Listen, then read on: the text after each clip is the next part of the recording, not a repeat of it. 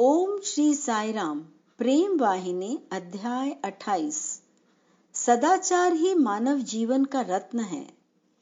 मृत्यु आकर दबोच ले, इससे पूर्व ही व्यक्ति को इसी जीवन में, इसी शरीर में रहते हुए शाश्वत सत्य और मानव का उससे संबंध का ज्ञान प्राप्त कर लेना है। कठोपनिषद प्रेरित करता है, उत्तिष्ठ जागृत प्राप्य वरन्ने बोधत। उठो, जागो, किसी महापुरुष से दीक्षा प्राप्त करो। जो लोग इस संशय से कि क्या लिया जाए और क्या त्यागा जाए शुद्ध होते हैं, जो ब्रह्म से अंधे हैं, जिन्हें प्रकाश और अंधकार, मृत्यु और अमरत्व में विवेक नहीं मिलता है, ऐसे सभी जनों को उन महान पुरुषों के पास जाना चाहिए जो शाश्वत सत्य को और स्वयं प्रदीप्त सृष्टि के मूलभूत सिद्धांत को समझने का मार्गदर्शन दे सकें। तब ये लोक और परलोक दोनों ही उसी आलोक में लीन हो जाएंगे। इस साक्षात्कार के लिए मानव को गहन आकांक्षा और कठोर संयम पालन करता बन जाना चाहिए। यह नर योनि में जन्म ही अनेक सत्कर्मों के पुण्य के फलस्वरूप हुआ है और इसे यूं ही नहीं बिता देना चाहिए। इस स्वर्ण अवसर का पूरा लाभ उठाना चाहिए। जैसा कि कनोपनिषद में कहा गया है, न चेदि हावेदीन महति विनष्टि। यदि इस जन्म में जब तक ब्रह्म को न जान लिया जाए, जब तक तो बड़ी भारी हानि है।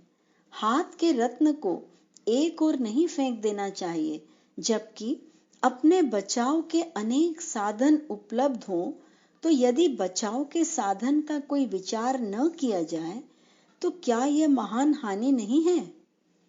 उन सभी लोगों के लिए जो कि नराकार में साक्षात पशु ही हैं, अभिमान और पाश्विक वृत्तियों के दास हैं, यह साम्यक चेतावनी सर्वाधिक महत्वपूर्ण है। इसमें किसी कारण से भी विलंब करना जीवन को निष्फल करना होगा। ये तो उतना ही मूर्खतापूर्ण कृत्य होगा कि जैसे मकान में आग लगने पर कुआं खोदने का कोई प्रयास करे। इसलिए विवेकी व्यक्ति अपने सभी उपलब्ध साधनों से महापुरुषों के उपदेशों में निहित सिद्धांतों को समझने का प्रयास करेगा और उन्हें अपनी आध्यात्मिक साधना में चरितार्थ करने का प्रयत्न करेगा। महापुरुष उन उपदेशों पर स्वयं साधना द्वारा अभ्यास कर चुके होते हैं, अतः उस अनुभव का अधिक से अधिक भाग व्यक्ति को स्वयं अपनी साधना द्वारा अनुभव करना चाहिए। यदि इस प्रयास के बिना ही व्यक्ति मार्ग को छोड़कर जीवन को नष्ट करता है, तो वह मानव नाम को ही लज्जित करता है। असत और विनाशवान क्षणिक सुखों में न डूबकर जो अपने जीवन का प्रत्येक क्षण सत्य के अन्वेषण में और सनातन सत्य के चिंतन में व्यतीत करता है, वही अपनी आत्मा को वास्तव में भगवान को समर्पित किए हुए है। इसके प्रतिकूल झूठे आकर्षणों में जो अपना समय नष्ट करता है, वह विश्व का एक रोड़ा है। व्यक्ति को सांसारिक विलासिता के विषाक्त आकर्षण और मोहक छलनापूर्ण सौंदर्य का शिकार नहीं होना चाहिए। किसी एक दिन ये सब सम्मोहक दृश्य अदृश्य हो जाएंगे, मानो कि यह स्वप्न की कहानी हो। मनुष्य के लिए जो भी मौज मजे के साधन, शिक्षा आदि उसे उन्नत करने और बड़ा आदमी बनाने के लिए हैं, वे उसकी आध्यात्मिक उन्नति में कोई सहायता नहीं कर पाते हैं। वे तो उसके आध्यात्मिक पतन के कारण ही बनते हैं। इसीलिए तो इसे माया प्रपंच कहा जाता है। सत्य चाहे कितना ही माया से अवरुद्ध हो, वह इनके होने से और भी अधिक प्रकाश से दीप्तिमान होगा, क्योंकि सत्य की प्रकृति ही ऐसी होती है।